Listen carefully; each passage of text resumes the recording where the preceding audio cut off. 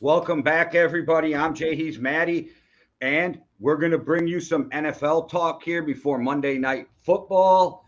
It was a great week of NFL football on the fact that the Vikings won, and we won't get too into it because we'll do it on our Thursday show. But Maddie, that was kind of rough football games to watch for 58 of the minutes of most of the games, minus the Vikings game was pretty close back and forth, but there wasn't that many really close games until like right at the end. And if it was a game that nobody tuned into, like Colts and Commanders. Yeah, I think it was the first week where things went a bit more to schedule than people would have thought. A lot of the favorites in these games won. I think if you put your money on the favorites this week, you kind of came out on top. Hey, going into the night, I only got 4 wrong. Yeah, I think I haven't really checked. I think I might only have 2. I might only have 2 wrong, I think. But going into tonight, it's been the favorites that have won most of the games. So I think more of a kind of chilled out week of football. Watching the Cowboys game was a lot of fun, quite relaxing. Towards the end of the game for the first time in a while, so that's good. And your Vikings got the win as well. I just want to say that everybody in the NFC East won, by the way. Just putting that out there. Well, it's always a good weekend when everybody in the North loses and the Vikings win. That's always a good weekend. Yeah, I mean, the Giants lost, which, don't want to rub it in, Giants fans, but... yes, he does. You lost. Yes. Second in the NFC East, where we rightfully belong.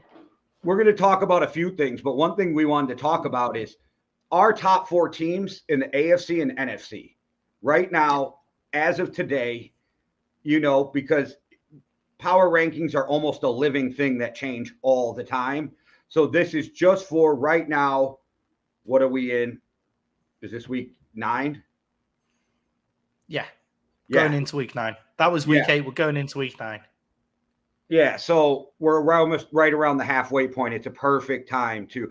It screws me up because we already had our bye so early that I'm a week off on the weeks because we only played 7 games, and like some teams have played 8, like the Packers who have 5 losses, but we won't dwell on the Packers and their 5 losses. Yeah, five losses. Yep, we won't 5. Rub in the 5 losses though. That's 5. Yeah, and the thing is, so we play the Packers coming off the bye next as well. If we just do a quick bit of the Packers actually remembered that they could throw the ball downfield this week. Hey, good for them. I'll hold a ton of this for Thursday, but I think in the second half of that game they might have found their offense. Yeah, which is worrying, but at the same time, I don't know. I'm just not too worried by them. I just don't see the Packers going in as favorites in most games that they go into now, just with the way that they've been playing and the squad that they've made there. So no, but they are one of those teams. I don't care if you're favored or a dog. You really don't want to see them because you got Aaron Rodgers. Oh, yeah. Yeah, obviously, and that run game with Aaron Jones as well. We'll talk more about it on Thursday. Yeah, and somehow A.J. Dillon's knee didn't explode when it folded up like that. So I am so like, wow, good for him. I thought he was done. I texted you. Like, I think he just tore his knee up. So how he came back out in that same game, shout out to him. So you just want to start in our NFC, and then we'll move over to the AFC with our top 4 teams. And you just want to go back and forth 4-1? Yeah, 4-1. We can do that way. So my you go first. All right. So my 4th best team in the NFC right now, in my opinion, is the 49ers. I got them at number 4. Yeah, I would have to agree with you with the 49ers there. I didn't have them on my list for some reason. I had them dropped off. I only had 3 in the NFC when I looked down, and I was like, who's the team that I forgot to write down? Maddie's tired, you guys, and he's getting ready for his birthday tomorrow. So flood his page if you know him or Yankee and the Brit with happy birthdays to Maddie. Please don't. I hate my birthday. He loves that but shit. Yeah, I hate it. But I was going. I was kind of going to and fro with how much of the 49ers actually shown us this year. Have the 49ers shown us a lot of instabilities this year? And then I thought, who else is going to be on there? Well, it could be the Ravens. It could be the Giants. It could be, well, it can't be the Ravens. They're in the AFC. It could be then it has to be the Giants. That's the only other team it could really be. And they're just not there for me. I mean, somebody could have went with the Seahawks because they do have a better record, but I still think the 49ers are a better team. So yeah, I think the 49ers have put with their injuries, with the way that Christian McCaffrey played, with Deebo Samuel's out, that's scary for a lot of teams in the NFC. I'm not willing to say, oh, the 49ers are Super Bowl contenders or anything like that. But if you're in the top 4 in the NFC, then you're always going to be a contender. But I haven't seen enough from them yet. And I don't understand the whole media love for the 49ers, the constant, oh yeah, we love the 49ers. Yeah, 49ers. And it's just like, guys, like, calm down. They lost to Justin Fields in the first game of the regular season. And what are they now? 5-4 or 4-4? Yeah, they're 4-4, but they look a lot better. Oh, yeah. And they got Christian McCaffrey, and that offense is just going to keep getting better. And Shanahan, we trust, that kind of thing, so. Yeah, I think with the 49ers, it's definitely more of a projection rather than how they're performing right now. All right, well, let's go on to the third team. Who's your third team? I'm sure we're going to have something different here. So yeah, I feel like we're probably going to swap each other's around going up there. It's the Vikings for me, are my third team. Yeah, and I'm not mad at that. Like, I'm not going to argue that at all. You know what I mean? Yeah. Like, so I think the Vikings. I love their ability to win even when they're not playing well, but it's starting to get to a point now where maybe this is just who they are, and they win despite not playing well. I have them switched with you, obviously, with 2, but that's like we expected that. You know what I mean with that flip flop. But I'm very impressed that we're winning the games we would have lost last year. Right? We're finding a way to win, and there's something about we keep giving up momentum. I text you joking, like the Vikings get up by double digits and are like, this is way too fucking easy. We should make this a little harder on ourselves, right? And then they forget how to play football for a quarter. But what I will tell you is they've been great this year when a team grabs momentum to come out the next drive, stomp on their neck, and take that momentum back. Yeah, so 100%. You guys are great situation. And the Vikings are like, fuck that, drive down, touchdown. Now we're up again. That type of thing. We just don't put our foot on our neck. Like, we could have ended that game in the second quarter. Yeah, and I think that's where the difference between the team that I've got in 2 and probably the team that you have in 3 is. But obviously, it's the difference with let's both just say who we've got at 1. We've both got the Eagles at 1. Yes. It's the difference. It's the difference between what the Eagles are doing and what these 2 and 3 are doing. They're letting teams in, or they're not quite fully reaching their potential yet, but with the rosters that they've got, especially the Vikings roster, they should be hammering teams into the dirt like the Cardinals. Let's be real. Mobile quarterbacks are difficult for you. Well, and the Cardinals are a completely different team with Hopkins back. And there's nothing I can do. I text you fucking Hopkins with that one-handed catch right in the end zone. Like, dude, Harrison Smith could not have had better coverage on him. D-Hop just went, thanks. Yeah. And you're like, okay, you got 6X hands. I get it. But geez, motherfucker, you are good. I've just gone through it. In my head, and I think I have the Cardinals at 7. I think the Cardinals might be the 7th best team in the NFC, behind the 49ers, the Giants, and the Seahawks. Then you put the Cardinals in there. But in terms of talent level, they're above them. What excites me is the Vikings defense is so much better. We are number 1 against the run over the last 4 games. So we started a little rough, but over the last 4 games, we are number 1 against the run. Our PFF pass grade this morning was out of this world. Like, pass defense, Patrick Peterson had 3 batted down passes for the first time ever in that game, huh? For the first time ever, Patrick Peterson's getting a lot of love from PFF. Patrick Peterson hates PFF. He should, though. He should. Yeah. Their grading system doesn't favor guys like Patrick Peterson, who are like big game players, those one big down. So basically, Patrick Peterson will compete for you when it comes to that one big down, that one gotta have it played, Patrick Peterson is there. PFF doesn't grade those guys very nicely because it's on your expected plays that you should have made, like all of that throughout the game, which is where PFF kind of falls down. But I think this is it's the the most first year Patrick fair. Peterson's ever played in a zone defense. Yeah, and they used him to disguise a lot actually yesterday is what I noticed. They disguised from zone into man because they knew that Patrick Peterson could make that switch straight away. I think you guys got a great win. I think your run game is great. I think the way that your offense functions is great. You guys have got to string it together, man. Like there's got to be a point 5 wins isn't stringing it together 5 in a row. Yeah. No. You know what I mean, though. Like, there's no way that you should have been having a heart attack at any point across those 5 games with the way that you guys. You do realize if we're not up by 17, I'm having a stroke, right? Oh well, yeah, but as a maybe a more chilled out fan than yourself. Yeah, because I am so amped. I literally was sitting on my couch, in through nose, out through mouth, in through nose. On defense. Every time we were on defense, I'm taking deep, like calming breaths because I was so amped with that game. But there was times where like Jordan Hicks made that stop on 4th down, and I'm like, stick it to your old fucking team. Because he got him by a half a yard. You know what I mean? And just struck him. I was like, damn. And then that was feel-good moments for me being to watch 2 former Arizona Cardinal captains play big against their former team. You know what I mean? That's big. Yeah, definitely. I genuinely think you guys are almost. So I'm guessing your third team and my second team are probably the same. So in third, you have the Dallas Cowboys. I'm guessing, and in second, I do. The Dallas Cowboys. I do. And yeah, cool. This is not a shot. My only problem is I still don't trust your offense. I don't feel like you have. Yeah. I'm not saying you can't get there because of what I saw yesterday. I'm not going to just completely dump on Dak. The Bears are a weird defense to judge against, too. Dak had a good game. You definitely have a Super Bowl contending defense.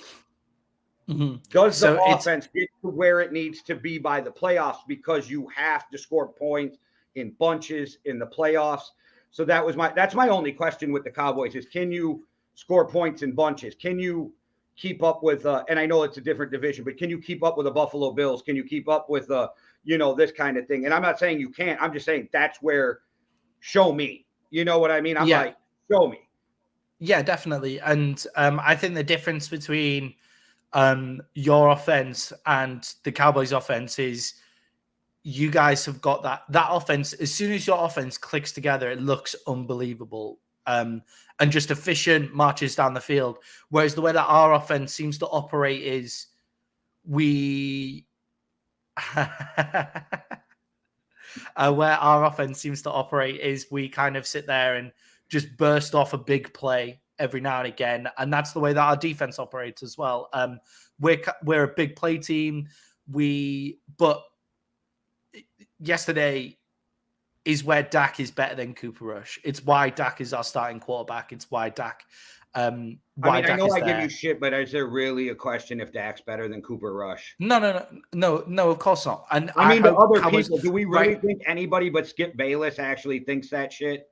So Cowboys Skip Bayless doesn't think that shit, by the way. Skip Bayless coming out and praising Dak Prescott and saying Dak is back and all that bullshit. Shame, Skip Bayless. Shame.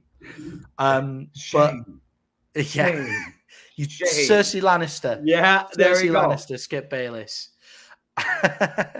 But Dak Prescott came back in. He's an immediate red zone weapon. I said this on the show yesterday. In the red zone, we were awesome, and on third down, this will never happen again. But did you see? Number 8 for the Vikings in purple look like number 8 for the Ravens on that 17-yard run. Like, I'm being a little bit, I'm being hyperbole and shit. But Kirk Cousins, man, that running 17-yard touchdown. All right, it just made me remember. Kirk Cousins is actually secretly mobile, just only in open space. Like he's not jinking past guys. He's not stiff arming anybody. Dak has the ability to like run somebody over. I wish he wouldn't. That would be awesome if he just run out of fucking bounds. if Kirk lowers his shoulder, I'm driving to Minneapolis and slapping him. Yeah, exactly. Dak Prescott got his hands stood on from trying to fucking hand somebody off. No, stop, get out of bounds, slide. When he makes 25 yards off a quarterback sneak, go out of bounds. Why are you even taking anybody on? We've already got 20 more yards than we thought. I think where the Vikings and the Cowboys are a lot alike in this conversation is, I think people are starting to look at them and go, okay, they both could be contenders, but they're two teams that still have to prove some shit. Yeah, 100%. We've both got immense talent on opposite sides of the ball. If you took like the Cowboys defense and put it with the Vikings offense, that would just be a match that would destroy a lot of teams. 3 weeks away from playing each other too. We're like 3 weeks away from playing each other. Yeah, that'll be a big game. I think the playoff seeding like deciders, you know. Well, I don't know, because it doesn't look like we're going to win the division. It looks like you guys are probably going to win the division. I still you still have to play the Eagles one more time. Yeah. Win that game, that's one loss. Then all the Eagles do is get another loss and you're tied and that kind of thing. And teams shit the bed at least once or twice a year. At least. And there's no way any of us are going to believe the Eagles are going 17-0, right? Like, no way. Even 16-1 is almost unheard of. Well, it is unheard of right now. You look at the Eagles' schedule until they next play the Cowboys, and they're favored by a pretty decent margin in every single game. So that they could be 12-0 by the time they come play the Cowboys. And I mean, the Steelers went 11-0 and that fell off, but I just don't think that's where the Eagles are going to fall off. I don't think they go. I don't think they fall off in the same way that a Steelers team would do. And we can move on to the Eagles now. At least 3 losses by the playoffs. Yeah. Yeah, it's just difficult to see. I think so. The reason that we've both got the Eagles number 1 is because they're number 1 in the NFC by quite a large margin, in my personal opinion. Anyway, I don't think the Vikings or Cowboys are close. They basically have the aspects of the Vikings and Cowboys offense, but they're consistent on every single play. Where I disagree is with I think they're the best team in the NFL right now, but where I disagree is I think if one of these teams can figure out how to stop Jalen Hurts, that team stops dead in its tracks. Yeah, I don't know. Because we kind of stopped Jalen Hurts. So the Cowboys stopped Jalen Hurts, and what he does then is just throw to AJ Brown. Then it's not because Jalen Hurts can. Well, exactly. Jalen Hurts can throw the ball is the issue, isn't it? I didn't mean stopping it running. I mean, you got to stop that quarterback. Yeah. You shut down that quarterback, that team's going to fall apart. No offense to Miles Sanders, but that dude ain't a number 1 running back on any other team. So I think Jalen Hurts may be susceptible to pressure. I think he may like his throwing platform. When Landon Collins first went out is that even his name? For the Eagles right tackle who went out against the Cowboys. Maybe Landon Collins. But he, when he gets injured, we then get 2 sacks. We drive them back. Oh my God, momentum's totally switched. And then Sirianni draws some stuff up where it's like, right, okay, well, we'll just leave Micah Parsons on guard. And it's just like, right. So if you can get pressure on Jalen Hurts, you'll stop Jalen Hurts. You will be able to stop him. The only issue is their offensive line is unbelievable. Their offensive line is like the Cowboys' offensive line of 2016. And people can argue with me all they want, but Jalen Hurts right now is a top 5 quarterback in the NFL. Yeah, I mean, if you take it on playing this season, then I'm saying right now this season, not past, because Aaron Rodgers is not in the top 5, but over history, it's a different conversation. Yeah, this year, Aaron Rodgers ain't in the top 5. You know what I mean? So, yeah, of course. And in your title, you said, "Is Dak a top 10 quarterback?" While we're finishing off on the NFC and while we've got over to here, give me your opinion on that. Because I said some things in the show last night that I believe you want to Well, I when did it comes to did terms see a like comment that said Dak blows. So that. that was awesome because that is some shit I would say. Maybe different words, but my judgment is there is definitely 10 other quarterbacks I would rather have than Dak Prescott on my team. Mm-hmm. So to me, no, I went through a list. I think I got 14, 15 people I'd rather have than Dak, not meaning that Dak's worse than them. Let me see if I have this written. Is Zach Wilson still one of them? No, but see, that's not a better than. I have a list better than, rather have. Yeah. Zach Wilson is a rather have because that fucking, like, I can't do that contract. I don't know. I think Zach Wilson just proved that. For a guy who I have rated 15th of better than, I have him rated 15th. I can't pay a top 15 quarterback that money. But for me, this is just me. I got Josh Allen. No order, you guys. I just went through the teams and started checking dudes off. Josh Allen, Tua, Mahomes, Herbert, Wilson, Lamar, Burrow, Watson, Hurts, Stafford, Murray, Cousins, Rodgers, Brady. Right. So this season, it's difficult. Dak Prescott's a difficult evaluation this season.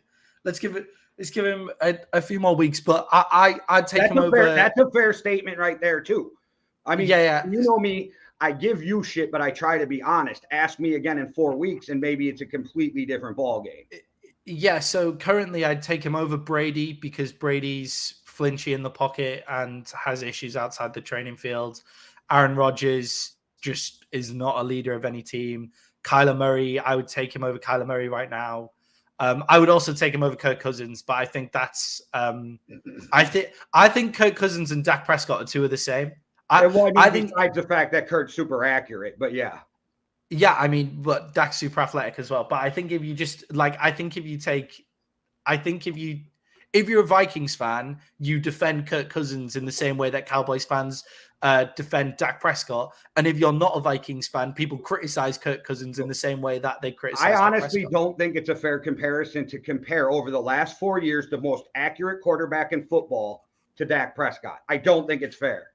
Yeah, I don't know. I don't think it's fair to compare the guy who threw the most yards in the league last year and had the leading scoring offense to Kirk Cousins either. But yeah, I think the Cowboys and the Vikings over the past 4 years have been pretty much the same team. I don't know. I don't understand how people are like, oh yeah, most accurate quarterback in football over the last 4.5 years. Numbers don't lie. Low interceptions. If we didn't have a defensive coach who held him back, I don't think people would be having this conversation. And for me, the number one ability of a quarterback is accuracy. Yeah, Dak Prescott run the highest scoring offense last year. Is that not the point of your offense, to score points? Okay, but if he was more accurate, you'd score more points and wouldn't have all the problems. Like, you guys actually ran a offense that wasn't just run the ball and you threw it all over the field. I feel like you put Cousins in an offense, you're seeing it this year, throw it all over the field. Wait till you see his yards at the end of the year. But this is one of those, it's all about, like, we're going to argue this like it's fact, and there's zero fact behind anybody's opinion. Yeah, I just, like, where I get really defensive of Dak is when people come out with that quote of he's 500, which is totally true. Like, I totally get behind the fact if it wasn't for awful coaching, historically bad defense, and almost career-ending injuries. So I kind of, that's why I get really defensive of Dak. I want to evaluate him over the next year or two. You get really defensive of Dak because he wears a Cowboys jersey. Obviously, but I can slag off. But I can slag off people in Cowboys jerseys. Like, Mike McCarthy might be a bottom 5 coach in the fucking league. Like, Mike McCarthy's only still got a job because of Kellen Moore and Dan Quinn. What makes it the perfect argument is they're both 4th rounders. Yeah, exactly. But and they both play for teams that are so similar. Like, the way that the Cowboys and the Vikings have operated in the past few years is very, very similar. Now, I am more happy with my coach this year than I would be with your coach because I love Kevin O'Connell. And this ain't Mike McCarthy. I'm talking Kellen Moore. But I would have way rather had him than the Mike Zimmer offense of the last. Yeah. But you heard me definitely. for the last couple of years. I'm like, yep, Vikings, first down, run the ball. Second down, run the ball. 3rd and 7, throw the ball, punt. It's not like that anymore. I'm very excited. I'm very excited for this offense. Yeah, and I mean the NFC is up for grabs. So what was it? My top 4 was Eagles, Cowboys, Vikings, 49ers. Yours is Eagles, Same Vikings, teams, Cowboys, just middle 49ers. reverse. Yeah.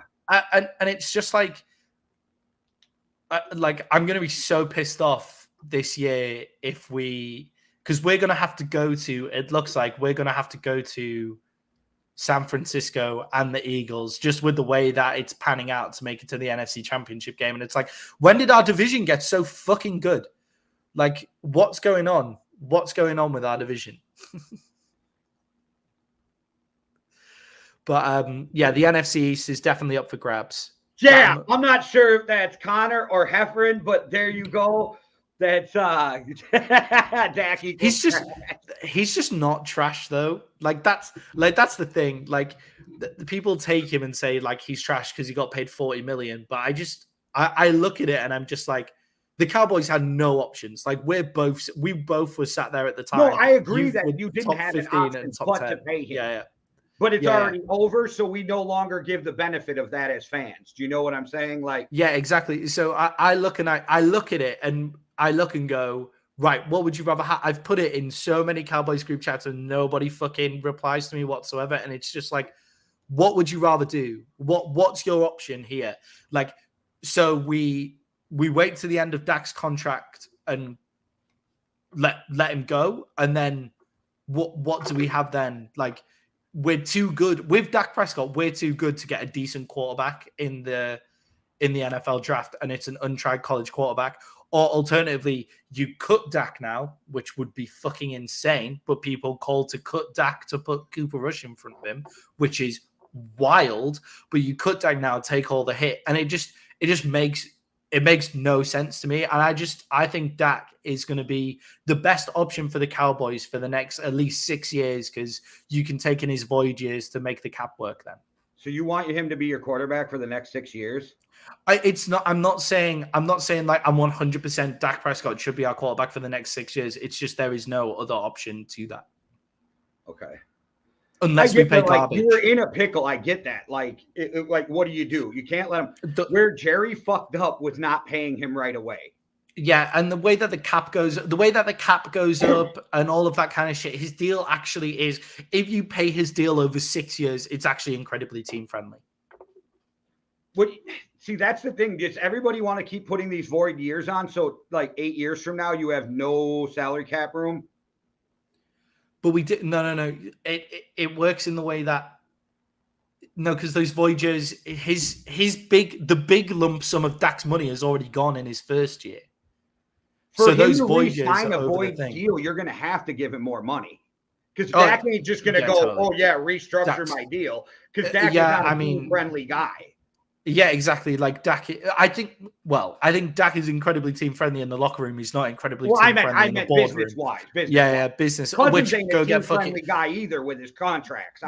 Go fucking get paid. That's the other thing where Dak and Kirk are incredibly comparable. They get hate because of the contract that they signed.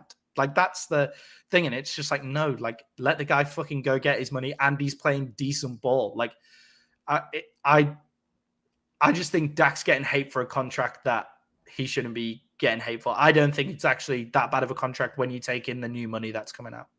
It's just weird to me, like, paying a guy in the middle of the road that much. But here's the thing with the cap. It's not even what Dak's getting paying. It's you guys are in the same position we are. You're up against the cap next year. Right up against it. Mm-hmm. So that doesn't even take into account of any guys you have to re-sign. You have $7 million in cap space going into next year. That's one guy. So you start redoing these contracts 4 years from now. This is what scares me with the Vikings, is I hope they don't do this. I don't want those void years. I don't want to come in 2028 and have zero cap room because we got to pick up 4 void years. And here's the problem with the void years. So you give Kirk Cousins, Dak Prescott, anybody these void years, and they get hurt tomorrow and they're out of the NFL, or you trade them, or they retire, you owe all that money that year, that next year, every void dollar comes due. Yeah, Do you know what? I'd rather, and I think this is somebody speaking from a place of, I've never seen my team in an NFC Championship game before. I've never seen my team in a Super Bowl before. I'd rather spend all that money now and then rebuild in 2028. So I'd let me ask rather this question. blow then. it all up in 2028. I'd rather be garbage to get the best QB. Next year, you had a chance at Rodgers or Brady. You don't take him over Dak? Because I have a feeling both of them are moving on from their prospective teams next year. If it's to retirement or another team. I don't know. I wouldn't take. I don't think Rodgers with the right or Brady team on that Cowboys team right now, and you don't think they're just smoking with that offense? Yeah, I don't think we're the right team for Brady. I don't think because no, just listen, because Brady requires, in the same way that if you bring in a Bill Belichick, he requires full control. If you bring in a Tom Brady, he also requires like a lot of control, and I just don't think Jerry's willing to give that up. Aaron Rodgers. Well, he would be taking Kellen Moore's control, not Jerry's. Yeah, you know what? I just don't think Jerry would like that. I just can't see Tom Brady. I didn't ask what Jerry would like. I asked what you would rather have. I don't think Tom Brady would work in a Dallas Cowboys uniform. So not a talent level, not anything like that. Running game and receivers, and you don't think Brady would be good? No. I don't know. I'm just asking. You caught me off guard with that, so I'm not trying to pin you up against the fence. You just shocked me. That's all. Yeah, I like Cousins. I would take both them dudes next year over Cousins. Yeah, I just think the way that the Cowboys, for some reason, I feel like the way that the Cowboys operate goes against everything that Tom Brady believes in. And the Buccaneers were willing to. Being a good the Buccaneers person. were. Yeah. Fucking A right. Fucking A right. Yeah. Like honestly, being a Dallas Cowboys fan goes against every British liberty I have, right? But yeah, I just don't think Tom Brady works. Aaron Rodgers is amazing in the Cowboys stadium. He plays absolutely amazing football in AT&T. So yeah, okay, take Aaron Rodgers. Fair enough. I was just curious. I love Tom Brady. I prefer Tom Brady as a quarterback to Aaron Rodgers on a lot of other teams. I think if you put Tom Brady in Minnesota, he'd be better than Aaron Rodgers in Minnesota. Mike could be. Anybody who can throw the deep ball and is accurate can probably play in Kevin O'Connell's offense. Matt Stafford won a Super Bowl in that offense when everybody was talking about how Matt Stafford was so overrated and this and that. I think the offense has a lot to do with because it's so quarterback friendly. Yeah, definitely.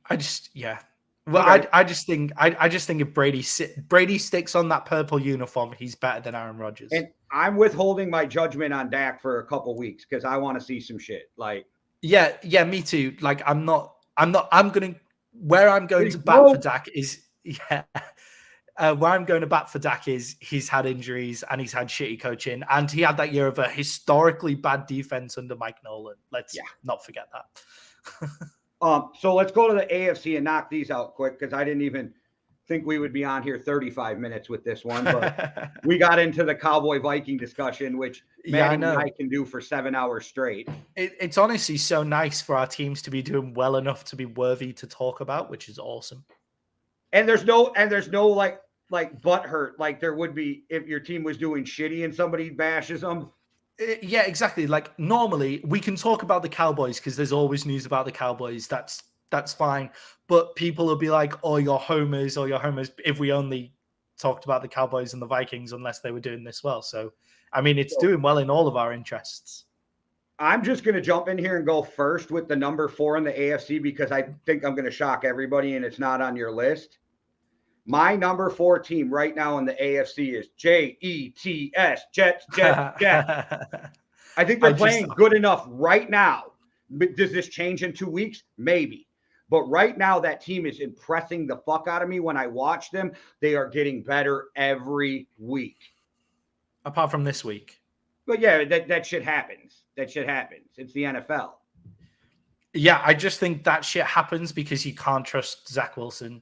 I just think that shit happens because without the running game that they had with Breece Hall, then I think their running game will be shit fine. I happens. just think Brees Hall is a better running back than what they had, but they blow holes. So I think they'll be fine. Yeah, and obviously the Patriots are coming off a big stinging game against the Bears and I like don't a trust them this revenge year. game as well. No, I don't trust the Patriots at all. The Patriots are my top 4 team, by the way. That's not me saying that. No, I was that, just throwing that out there. yeah, I don't trust them at all this year. Shout out Tyler. I Hit that like and subscribe if you haven't, buddy. I just think I don't know. I need to see more from the Jets. I think the Jets have fallen off my expectations this week rather than I don't have a problem with Tyler picking the Dolphins either. I don't. Yeah, so my number 4 team is the Cincinnati Bengals. I've got the Cincinnati Bengals in there because Jamar Chase's injury looks like it's going to be closer to 4 weeks than it is to 6 weeks. So they'll be back. So he'll be back in time to get really in there for that playoff run. So that's good. And on top of that, they've got some high flyers in their wide receiver room anyway without Jamar Chase. And that offensive line seems to have found a way to keep Joe Burrow upright. And they've got Joe Mixon, and they have a subtly good defense. I love the Cincinnati Bengals defense mainly because nobody knows any of the fucking players on that side of the ball unless they're a Cincinnati fan, but they play lights out defense anyway. Well, I can't disagree with what you said. I just disagree with where you have them. For me, at number 3, I got Tyler's Dolphins. For me, at number 3, I have Tyler's Dolphins. That offense with Tua Tagovailoa is insane. Yes. Tua's unstoppable. Fucking good too. Tua's balling. Tua Breeze. Yeah, Tua Breeze. He reminds me of Drew Brees. Just read the offense, get the ball out of your hands quickly. He's also sneaky athletic, which Drew Brees isn't. Like, if there's Tua, learn to slide. Have you seen that? He said like he's a really bad slider. Like, and I can't remember who it was. Who was on in a baseball player to work with him. Just slide. Like, it's not that difficult, but you don't even need to fucking slide. You just need to fall on your ass, because now the rules are it's where you give yourself up anyway. Right. So before you were sliding because like, oh, I'm going to get the first down on the slide. No, now all you need to do is just fall over. It's actually better to fall over forwards. Like, now, because that's not giving yourself up technically. You get the ball. If you fall forwards, you get to go forward from there. So it's not even anything about sliding. But when he's in space, where I was going, that when he's in space, he makes yards. He also makes plays outside the pocket, looking down the field when they play bootlegs and stuff like that. And then Tua and Jalen Waddle are just, as we thought and as we said at the start of the season, they're putting up ridiculous numbers. If I'm Tua and the way Miami did me, I never sign an extension with him. Never. Yeah, I'm going in for, like, if they keep this offense together, it's going to make him look amazing. So I'm going to sit there and hold their feet over the fucking flame, because they've done nothing but bash that guy since he got to the NFL. They've done nothing but harm his stock as an NFL quarterback.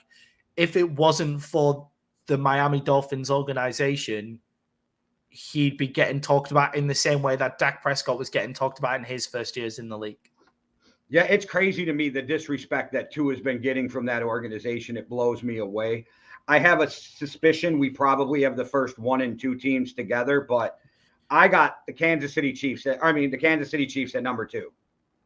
Just the last thing on Tua Tagovailoa, to make him totally unbelievable, he needs to really start working that left bicep to throw absolute lasers to Tyreek Hill when he gets free. Tyreek's having to come back on a few too many balls, but I think that's just them getting to know each other rather than. There was this belief back in the day that your arm never got stronger, which I always thought was stupid. Like, how the fuck can you? Coaches used to say this, like in the 90s. Yeah. They're going to get any stronger of an arm. Really? I've watched guys through the NFL get stronger arms through their careers because it's called muscles and you can work them. Yeah, and it's working on like your release points and like stuff like that. Like, I get where that is, like your release is the same, but the force behind that release is still gonna and that's impactful on the arm. So it's not saying like come in with like a huge arm strength because then you lose all the flexibility in the throw, but just like get that force, that full twist. And then they'll be unstoppable, but they're making enough yards from those deep balls anyway. I agree with you. I have the Kansas City Chiefs in at number 2. I think the Kansas City Chiefs, they're they've kind of hurt themselves because they've been on the bye this week. I feel like if we got to saw them again with the Bills didn't look that great last night. Like they weren't as imperious against the Packers as I thought they were going to be. It wasn't that like hand over the torch moment that I thought it was going to be. But yeah, I think the Chiefs being on a bye have hurt themselves in terms of power rankings and stuff like that. They could really have a run game going that I really want to see with Pacheco and Clyde Edwards-Helaire. And they just got Kadarius Toney, so we'll see how that helps. They get a whole bye week to get him used to the system. Andy Reid off a bye. Him. It's definitely good for him because it did not work in New York. Also, with the Bills, I think they didn't look as great last night is because they jumped out to such a big fucking lead. They changed the way they played. Yeah. Yeah, which like sometimes you look at teams and just think don't change how you're playing. Like, do you know what I absolutely hate? Like when you've got yourselves into a winning position and you play like overly passive defense, like obviously have a too high safety, but then you can still rush the passer and everything like that. Like that's fine. You don't need to go too passive. Like I hate shit like that. And there's no way they need 2 scores or 3 scores. Yeah. And as long as you keep everything in front of you, there's not enough time. I agree with you. Keep doing what got you to the point of being in the lead. Why do teams stop? Why do they stop putting their foot on people's necks? Like this is the NFL. If you can beat somebody by 50, beat them by 50. Yeah, and like Buffalo don't have a run, so it's not like it's not like a team. It's not like what the Cowboys did. So what the Cowboys did is they got up ahead really quickly using their passing game. They drop back on their running game, which just so happens that Tony Pollard takes it to the fucking house from wherever on the field he is.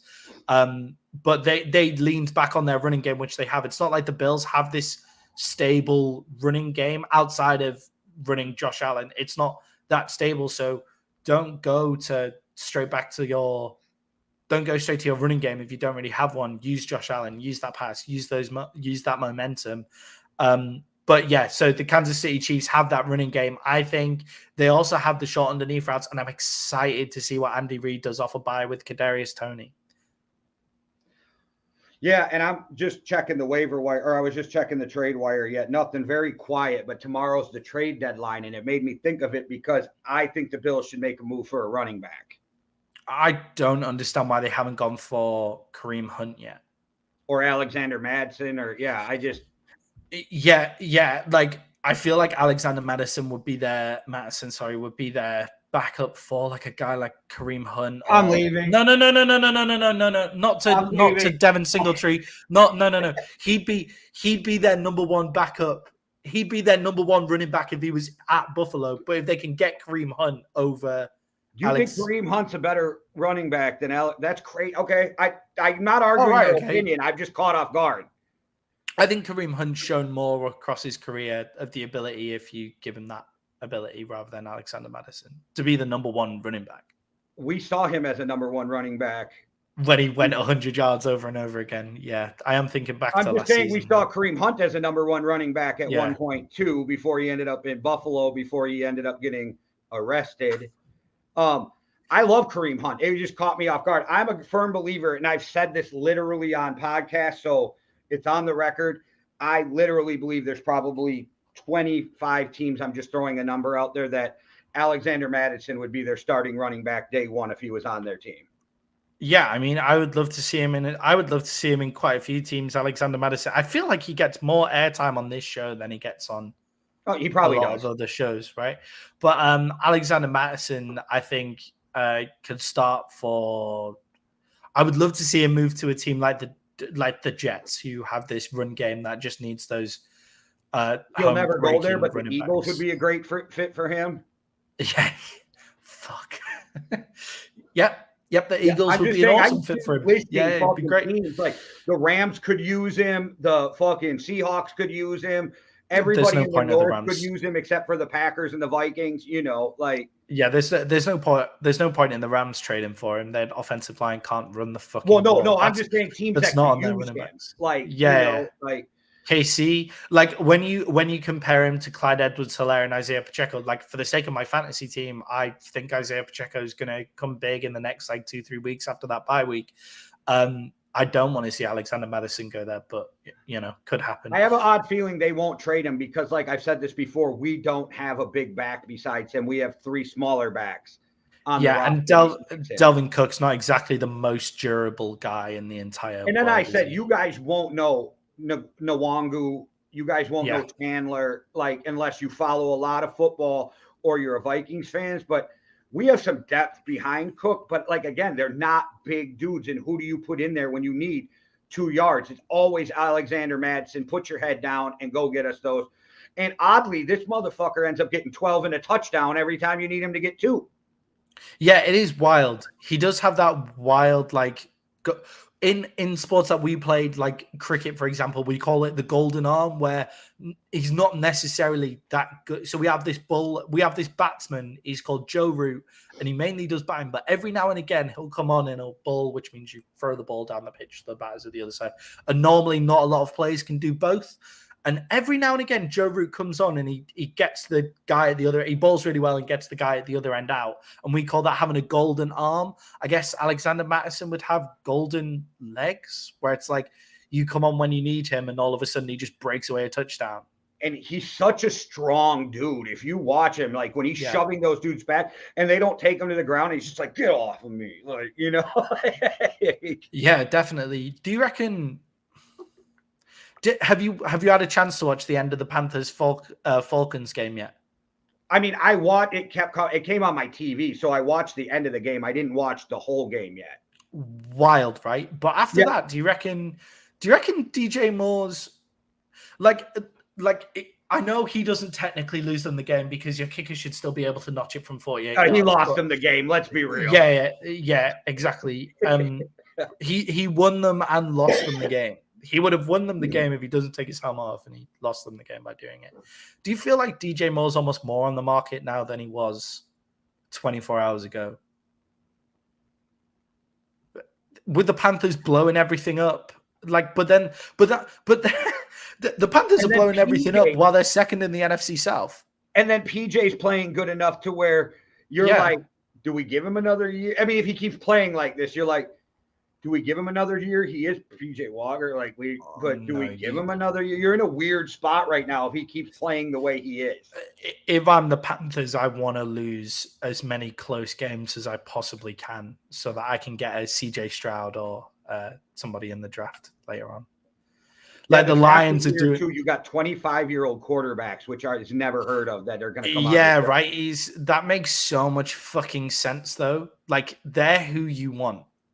Those 25. This is a totally different show, and it would be a really interesting conversation. But in UK sports and most sports all around the world, actually, you don't really hit your prime until like 26. Isn't Lamar 25? Yeah, we don't, and he's been in the league for ages. Like, we don't expect like Dak Prescott's 27, and he feels like he's 30 odd, like in NFL years. But you don't expect it in UK sports. You see the flashes of how great they are at like 22, 23, 24 years old, but you don't expect them to actually be regularly good until 25, 26. And I think the NFL are really missing out the prime example is somebody like Josh Rosen, who has all the talent in the world, gets put in a shitty situation and now has no chance to come back into the NFL. It's like, well, maybe he just needed a few more years to mature. Like Geno Smith has come out and he has his chance in the NFL now to play as a fully matured quarterback. I think these guys coming out at 25 are a good thing. The Browns ruined older quarterbacks when they drafted Brandon Weeden at 27 years old, and that shit just did not work. But yeah, I there's something too about like Bill Parcells, who to me is one of the greatest coaches ever in the history of the NFL. People can argue whatever they want. Go look at records. Go look at what he did with teams. Like, that dude was a monster coach. And every place he went, he left a better team than when he came. His theory was you needed at least, I don't remember, X amount of games, X amount of throws, and X amount of completion percentage to even be drafted as an NFL quarterback. But for him, it was, I need that experience. That's where the X amount of games and throws came from. He wanted them to have X amount of experience before he brought them into the NFL. Yeah, it's why do you want a guy like Trey Lance who you have no idea if he's any good? Or why do you want a guy like Malik Willis who you have who seems like to not read the game as well. And I know they have those physical attributes, but like, well, at least with Malik Willis, you picked him up with your own pick in a later round. Yeah. Trey Lance, you traded a ton of shit to go get him, but that's the NFL. Like, it's like, yeah, I think if you, but it wouldn't be as much of a lottery if you let the guys come out at 24, 25. Like, that's what, like, Joe Burrow wasn't a lottery. Joe Burrow never felt like a lottery pick. I don't disagree with you, but I'm also the guy who thinks it should be illegal to force them to go to college for 3 years. Oh, what? And they should be able to come out like straight away. Yeah, you're not allowed to join the NFL until you're out of high school for 3 years. That's the rule. Yeah. I kind of get it because it means not for long, but it also, the reason it's not for long is because the NFL is so incredibly unsafe. So they need to maybe make their safety issues better. It's so they can get a free farm system out of the 100%. Yeah, Adrian 100%. Peterson could have stepped on an NFL field at 18 years old. There's only a few, but it's your life as an 18-year-old. And if I'm supposed to be an adult as an 18-year-old, then it's my choice to go make this mistake if that's what it is. I have the same argument with NBA players. It should be illegal. It should be against the law to tell an 18-year-old they cannot do a profession that they are qualified to do. I understand you can't be a lawyer without a certain degree. You can't be a doctor without a certain degree. But if you can Doogie Howser, and that's probably way before your time, the 13-year-old doctor show back in the day, you're way into a doctor, then you do it. Like, we live in at least in America, like, you're 18, you're an adult, you can go get shot in the face, but you can't join a professional sports league and you can't drink a beer. It's the weirdest fucking thing. Yeah. I think I understand the place where it's coming from, and I know it's the farming and there's all the shit behind it because college football is such big money, and makes now with your NIL though, guys might stay longer too. Yeah, so and it makes your choice. Yeah, and it makes your college. It makes your colleges better because the money from the football goes to the science block. Well, it's fucking meant to is the idea, but we see. But all of that, so it does make a lot of sense. And also the way that the NFL operates, I just don't think it's an environment where you want an 18-year-old kid going into, like, because you get no time to develop. Like, if you had the same as Hunter was 19. Yeah, I mean, but I just think like one-offs like Daniil Hunter and Adrian Peterson and people like that. But I think if you watch people if you had systems in the NFL where you have, so the Cowboys are able to go into schools and pick their players up and have academies and stuff like that and grow their players into those people. And I know that goes against everything to do with the draft and parity and all of those kind of things, but that's what happens with football over here. Then that would be a more viable thing. I think people do need that growing up ground before getting it into the NFL. I don't disagree with the absolute. I'm 100 agree with your percent agree with your premise. The NFL would die.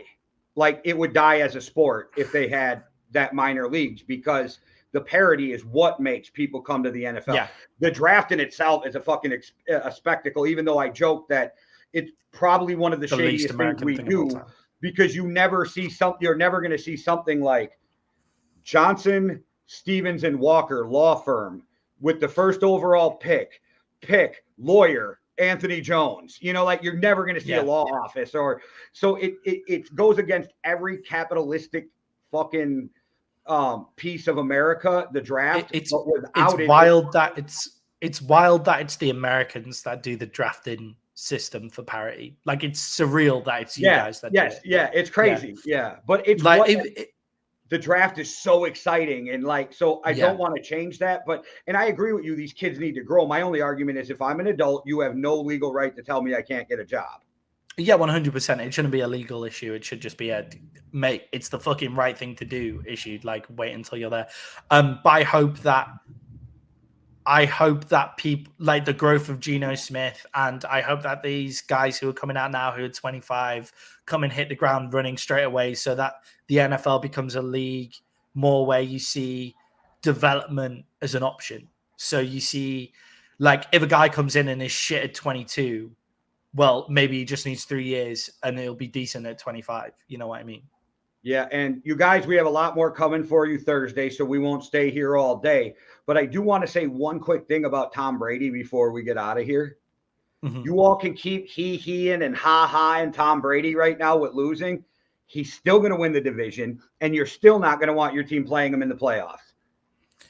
Yeah, I mean, they're lucky to be in a really shitty division Yeah, absolutely. right now. Like, yeah, the Falcons are top of their division and they're 500, and the Falcons are only 500 because they're beating the other teams in their division as well. But Tom Brady is going to come back, and all these hee and ha-ha and going to bite somebody in the ass. Yeah, it's not like Brady's getting shitty numbers either. Like, he threw for 325 yards this week. Like, and it's if not you like look he's when getting he's shitty walking numbers. off the field with Mike Evans, did you see them like arguing? Yeah, he They're missed Mike back Evans and 3 forth, times, and they're both pointing different ways. Brady walks right up to his coach and says, "Didn't we just talk about this in the timeout?" Walks right up the left switch, and you can read his lips. Didn't we just talk about this in the timeout? Like, there's some with the receivers. I don't think it's Brady. Yeah, I don't think it's Brady all the time. He did miss Mike Evans 3 times on 3 totally wide open. I'm saying the wrong throws. route being run and that kind of stuff on the same page type things. Like, Brady's like, we just talked about this, and he's going like this to Evans, and Evans is going like this, and I think left that, switch, like, what the fuck? Yeah, that's where I think you sit there, and Tom Brady is a certain type of quarterback that it's not that he can't play off the cuff. Like, I'm not saying that. See Scotty Miller touchdown in the NFC Championship game. Or was it in the Super Bowl? Whichever one that was. See that play, because he can play off the cuff really, really well. But I think what's happened there is Evans is open 3 times and he's been missed because he hasn't run the right route. But Mike Evans is so fucking good that he's noticed where the space is and expecting Brady to hit him anyway. But yeah, they're going to work it out. They're a killer duo. They're going to have great games together, and they'll sort everything out. Oh yeah, I don't think there's like an inner problem or anything. I think football players or athletes just get heated. There's been a lot of times in hockey games where me and another teammate are like, "You were in the wrong fucking spot," and we're arguing. You know what I mean? Yeah. Then they're like, "You two got to get back out there," and we're like, "All right, let's go get this done." You know what I mean? Like, so that because 2 people care about winning does not mean you have a problem with one another. Yes, I used to play number 10 in rugby, which is like the quarterback of a rugby, as close as you can get to the quarterback of a rugby pitch. And it's like, we call a certain play from like the start of when the ball's put back into play. We'll call a play to run. And sometimes the play just blows up and there's a guy in space who isn't meant to be in space. And I'll make that pass. And if he says, and if he runs to where he's supposed to be, he's well within his right to scream at me and say, I was where I'm supposed to be, but I'm also within my right to say, no, there's fucking loads of space over there. Stay exactly where you are. Like, well, people are trying to already say like, oh, there's a rift between Brady and Evans I've seen online. It's like, no, there's not. It's 2 competitors who probably love the fuck out of each other as human beings, seeing a football game completely differently. Yeah, I mean, maybe it's just creative differences, which can always be worked out. Yeah. And as long as both people are an adult in the room, you can talk through almost anything. Yeah, definitely. And Tom Brady's, it's not the first time that Tom Brady's had a massive go at his wide receivers, is it? Like, that's what Brady does on the sidelines. Yeah. Like, there wasn't as many cameras around when him and Randy Moss were playing together. Let's just remember that. Yeah. And the fact that Tom is fucking on the sideline. Tom is a fucking psycho. Yeah. In a good way. But Tom is a fucking psycho because he wants everything perfect. He wants to win. He wants this. And it's all for the good of the team. And I know his teammates know that. Yeah, 100%. He's also going through a really fucking difficult time right now. Like, can we all just, like, it's sad. Like, it's like those two were a strong couple together. And I totally get why Giselle left him. Like, if you can't leave football for your family. As a married guy, I have a hard time believing that's the reason. Like, yeah, I really have a hard time believing that one thing destroys the marriage. Yeah, it's got to be something that's been going over time. And and when that kind of thing hits you, like, I don't have experience of it, but I imagine it just like eats at you like over time. And he's going to take time to heal. He's going to need time. Like, let's just get that right. And he's the consummate professional. That doesn't mean he can be perfect all the fucking time when his life's falling apart outside. I've been married for over 20 years. My life would be turned upside down if I wasn't with my wife. Yeah, you've got to remember they're also fucking business partners, and they're also like the amount of shit that those two have had to work over to separate over the past, like, exactly. Their parents, their business partners, their celebrities, like the amount of shit that these guys have had to work out over such a long time. That's going to affect him. It's obviously the reason now it's obviously the reason why he missed the preseason, which he would never have missed otherwise. It's obviously now the reason why he's not been quite in the game entirely. Like, let's give him a break. I'm sure he'll get back to it. And if it's not this season, then it's next season. And I don't like, I really get on fans because they're like, well, Brady's not playing right. Brady's not doing this. Brady. Yeah, bro, think about something going on in your life. Really horrible, right? Or stressful. And you're 99% of the time you're on that field, you're dialed in 100%. Now this year, 10 seconds before the snap, who knows what runs through Brady's mind? Like, oh, fuck, my whole life is upside down. Like you can't control your thinking always, right? So we don't know when those personal thoughts are going to creep into your fucking game. Yeah, and it's just like, can you imagine going to work at the office and being sat at a computer and all of a sudden just thinking, oh shit, I wonder what my ex-wife is doing right now. Like, yeah, that's a good point. Like, you know, are you going to be fully focused on your job? Are you going to make a spelling mistake on that newspaper article you're writing?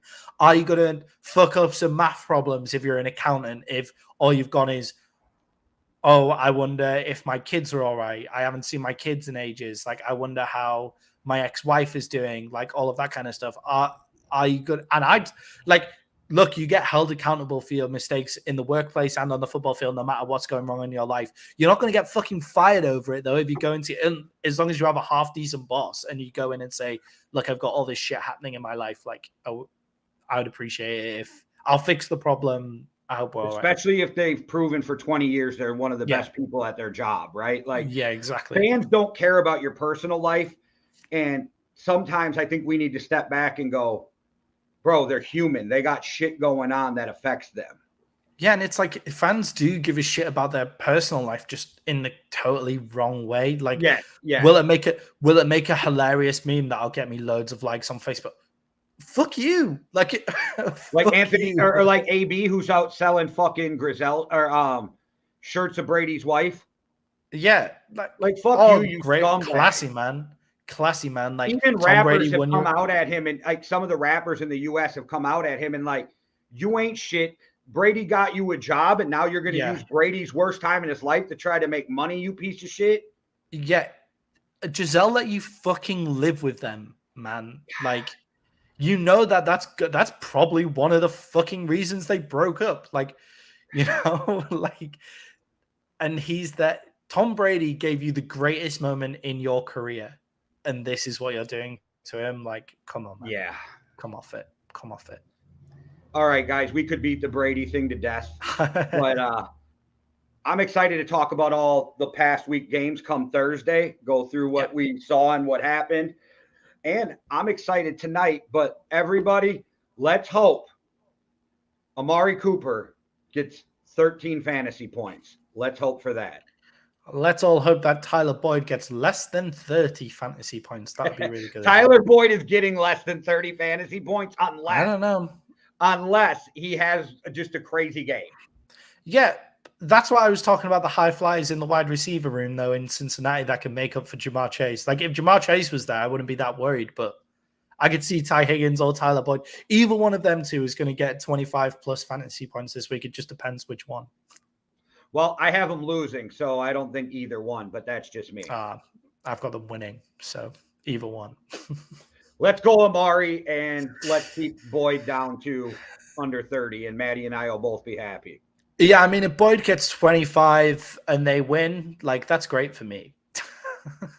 Yeah, as long as Amari Cooper hits 13, I'm a happy guy. I don't give a fuck who wins. All right, guys. Well, thanks for watching. We'll be at you for more. Go check out all the other shows on the podcast. Go over, subscribe to Overtime Hustling, and the newest edition of the magazine drops at 4:00 today. All right. Check it out, guys. Make sure to like, subscribe, follow, wherever you're watching from. and share with your friends, because that's a cool thing for our algorithm. And if you're an MMA fan, we have the #1 contender in the world for BKSC on the show tomorrow, and Kai Stewart. So check that out. Yeah, I mean, always check MMA Underground out all the time. That's by far our best show. Hey, the week after tomorrow, we have a UFC fighter. So check in for that. That we'll be announcing that after Tuesday. Because we don't try to step on one show with another by throwing out names. But just a teaser, we got a UFC fighter on the week after. All right, guys. One world, one love. Deuces. Cheerio.